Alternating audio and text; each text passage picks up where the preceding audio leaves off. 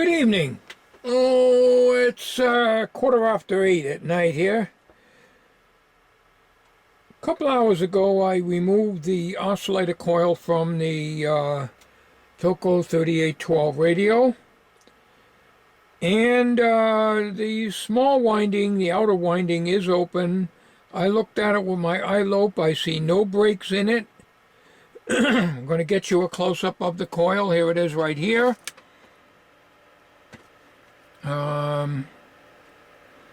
Of course, I'm looking at it with my reading glasses, and I cannot see that. So, let's see if I can make some room here. We can get this coil down. I painted, well, I use marker so I can remember where my wires go. So there's green, there's black, and there's red.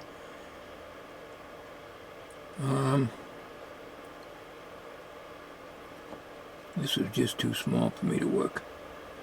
Alright, you see the green terminal and the black terminal, the ones I painted that are facing the lens right now? The lower wire is connected. Under my lighted eye lope, it appears that wire is connected, and the same with the other one. The other side, it has continuity. The larger winding underneath here has continuity.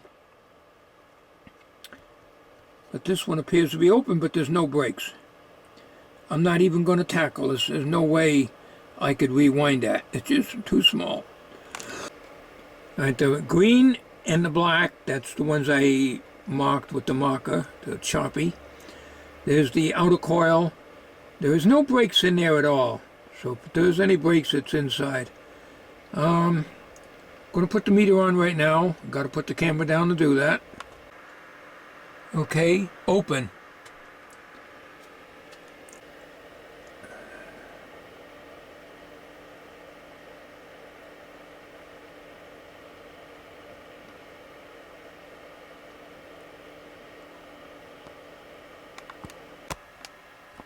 Alright, so it's connected, but if I touch the leads here,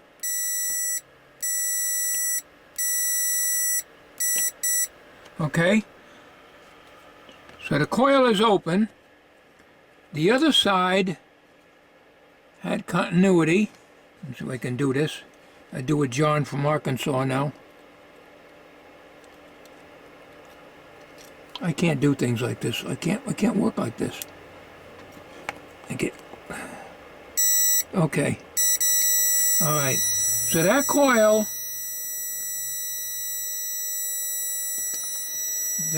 is okay.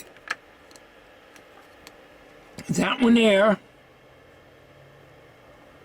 well, too much junk in there to see it, but take my word for it. The big coil here is okay. The one on the outside is open. So that's all I wanted to make this video. So this is going to have to probably be put back in the case. We're going to have to just put it aside for now. Because I guess I was told you can get coils. I've never ordered from Antique Radio Supply. Never in all the years that I've been doing it. But most of my stuff is just tinkering. But you have to get the coil that's like Doug pointed out. It has to be the correct one, because we got a 470 kc IF frequency. I also peaked up the IF. Doug had a suggestion, just put the signal generator on the 6A7, the 6A7 grid cap, and set the signal generator for 670. No, 470. I'm terrible with numbers, honest to God. I really am. 470. All right. When I put it on 470, it was actually tuned closer to 455. So somebody might have been in here and thinking that this was a 455 IC. IF frequency, because they may not have had the schematic. So I peaked up the second IF and the two trimmers on the top of the first IF, and I kept going back and forth, reducing the output as you're going along. You want the signal generator to have the least amount of signal coming out when you peak them. So as you're peaking them up and they get stronger, you reduce the output, and I got it down to it's almost on the lowest setting. So the IFs are peaked to 470 kc, and the coil is open. So off camera again as always. I have a bad habit, you know, you're using this camera here, the Sony HDR SR12, and I'm always looking at the viewfinder, which is fine, but the viewfinder's over here.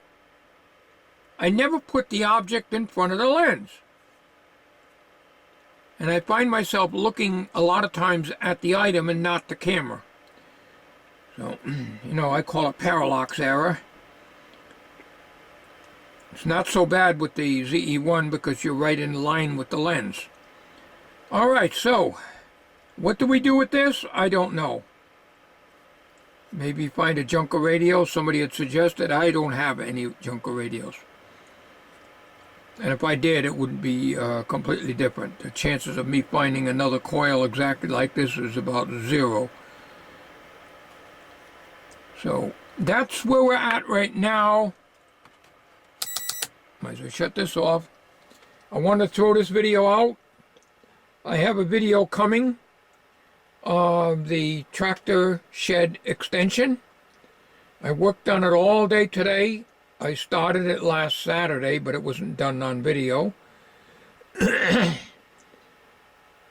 And I'll be putting that together in the next few days and get that up to you. So this ends this video. I had nothing to lose by pulling it out. You got a mica capacitor here. This goes on that, and this goes on the lug that's not marked. I marked another wire red, but realized it went to ground, so I should have painted that green, but didn't think of it. I think this is green. I can't tell. Oh, no, this is green. This is black, I guess. I have to identify them, otherwise I got a lot of signal, a lot of tracing to do on this. So these are the wires I took off, and this one and the other black one go together on the, get it down on the table here so you can see it better. The two black ones go on the black terminal, and then the wire I colored green goes on the green terminal, and the one I colored red goes on the one I painted with the marker red.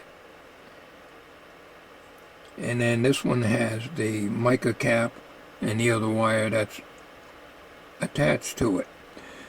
Okay, thanks for watching. That concludes this video. I'll try to get this up tonight if the rendering don't take too long.